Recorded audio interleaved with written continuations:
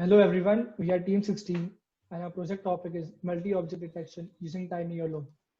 The motivation of our project. So an autonomous vehicle functions on two parameters, controlling the vehicle and perceiving the environment. Perception of the environment is necessary to control any autonomous system. It can be done using CNN architectures such as YOLO and RCNN, which are proposed for detecting multiple objects in a given scene. RCNN has higher accuracy, but it is slow in terms of speed, and we need something which is faster. So here comes You Look Only Once, which is popularly known as YOLO, which is a one-stage object detection system targeted for real-time processing. The features of YOLO are it's extremely fast, it learns generalizable representation, that is, it learns the location of the objects, it learns the objects which appear together in most of the images, it reasons globally on the entire image, that is, it looks the entire image only once and then it does its predictions. I'll tell you about the detection procedure. So we have an image.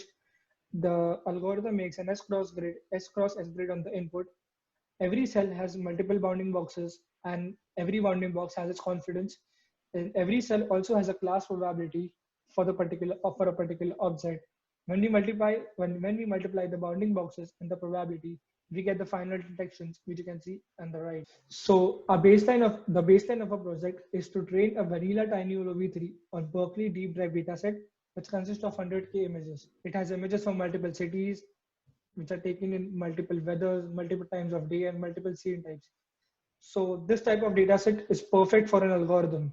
Hyperparameter tuning. There were a lot of hyperparameters in YOLO, but these were the ones which we tuned. So we tuned the learning rate to minimize the loss of the algorithm. We use reduce LR on plateau. It's a function which reduces the learning rate when a metric has stopped improving. And here we were monitoring the training loss. We trained the algorithm for multiple batch sizes, which depended on the GPU which we had. Then we trained it for multiple number of epochs, just 20, 40. Then grid scale, which is a parameter of penalization. We adjusted the grid scales to reduce the loss of every scale. As we can see that the tiny YOLO proposed by the author uses much lesser convolutional layers and uses just 2 scales instead of 3.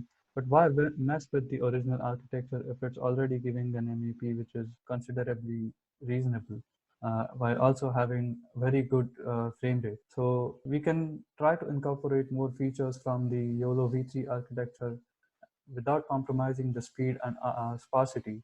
So we chose two approaches to improve the existing architectures, that is improving the tiny YOLO architecture or trimming down the YOLO v3 architecture.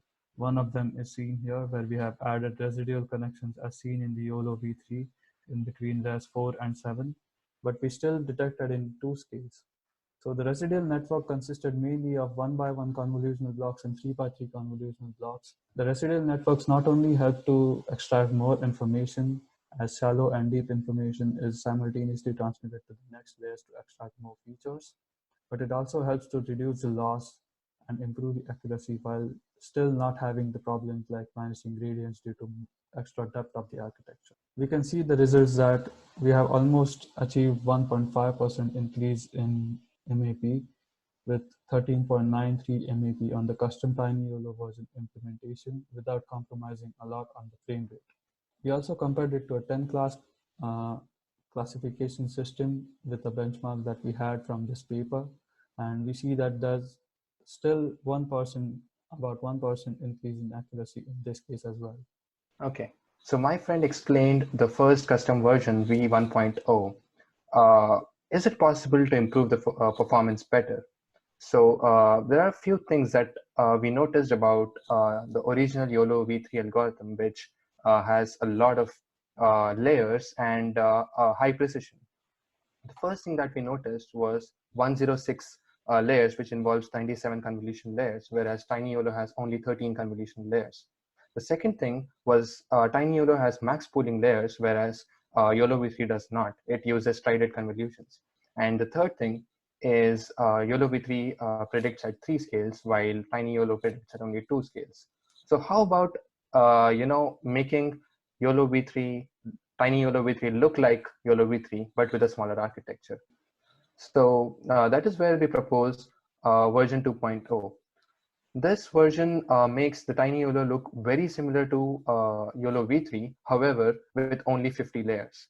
The only changes that we have done is that we have added a few layers from the original Tiny YOLO v3, or in another sense, we have reduced layers from YOLO v3. That is, we have made 37 convolution layers to 12, 25 to 3, and 19 to 10. And these are the only 3 changes which make it different from YOLO v3. However, we have not changed anything in the architecture below that. The other replacement that we have done is we have replaced max cooling layers with strided convolutions.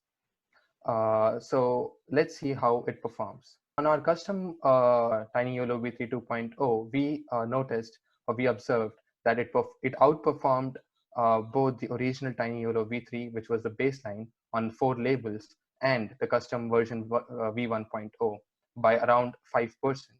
However, on the FPS scale, we kind of lost around 5 frames per second, which is fine. Now, when we compare the vanilla Tiny YOLO v3 reference paper that was our baseline on 10 labels versus Tiny YOLO v3 version 2.0, then we saw that we have improved that as well.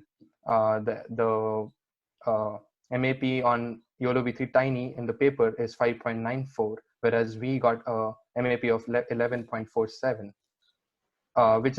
which is double of what Tiny YOLO is, and it is very near to YOLO v3 14.9. So the whole idea of the project was to make Tiny YOLO v3 perform as well as YOLO v3, and with these changes or modifications in the architecture, we were able to achieve that. Here are a few predictions of the final model. We have shown predictions in different weather conditions, whether it is morning, afternoon, evening, or night. We see that YOLO v3 version 2.0 is doing really well as far as the predictions are concerned, and it is able to predict even the small objects like traffic lights in night conditions as well. The key takeaways from this project would be the implementation of the Tiny YOLO and custom variations which improve the performance. So we learn how to tweak the existing architectures and lift elements from other architectures in order to improve the existing architecture performance. And the future scope that we can do is uh, getting more extensive training with more GPU resources available and training it on different data sets and verifying the performance on custom versions. Also, we can modify the loss functions and penalize specific components of the losses. And in addition to that, we can try the custom version on videos and add real-time tracking. Thank you.